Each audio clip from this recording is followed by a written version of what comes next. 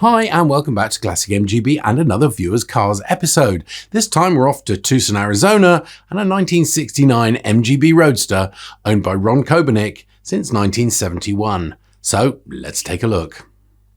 Ron is far from a typical classic car owner, having served as a pilot in the US Air Force and afterwards in commercial airlines. But despite being familiar with more expensive machinery, when he's on the ground, his MGB has been his car of choice. Having previously owned a 1957 MGA, Ron says that his girlfriend at the time was responsible for buying the car. She had the idea to look for something for sale in the paper that would, as she said, get him excited.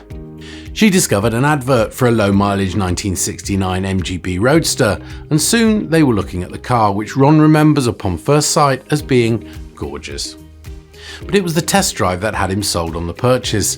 Like most smart buyers who stumble across something too good to turn down, he didn't haggle on the price and agreed to buy the car for the seller's asking price of $2,300.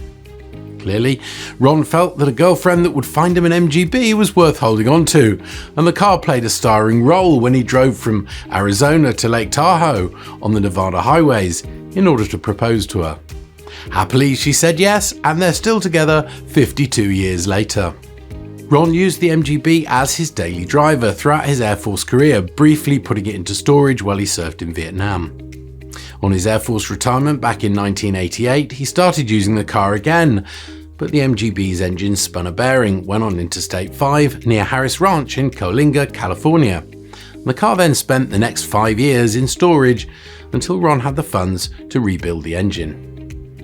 The car has long since been retired from daily driver duty, but Ron still drives it on a regular basis, continuing to remember all the good memories, including when he would take his children out for a ride when they were toddlers, in a properly fitted car seat, of course. Having owned both an MGA and an MGB, he says the difference between the MGB and MGA is like comparing a new Cadillac to a World War II Jeep. In his own words, he states it had roll-up windows, the heater worked, water didn't come up through the floor, it had an AM/FM radio, and it drove and rode so much better than the MGA. He also mentions the MGB's strengths. It looks good, is reasonably priced, and was fun to drive. Ron's advice for those looking to purchase an MGB is, within reason, spend as much as you possibly can to get the best available. Most of these great little cars were abused and left to rust away. If you spend a little more, you may easily save a fortune in repair costs. Wise words. For Ron, the MGB is part of his family, and the memories made with the car ensure it will remain so for many years to come.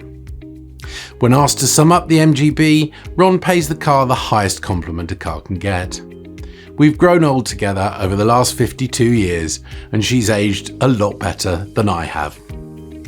Now, if you'd like your car featured in a future Viewers Cars episode, drop us an email at hello@classicmgb.com telling us all about the car and adding a few pictures. If you've got some video, then so much the better. If you've enjoyed this video, it would be great if you give it a like and maybe subscribe to the channel, and click on the bell for notifications so you'll be the first to know when we upload more MGB content. As always, thanks for watching and take care.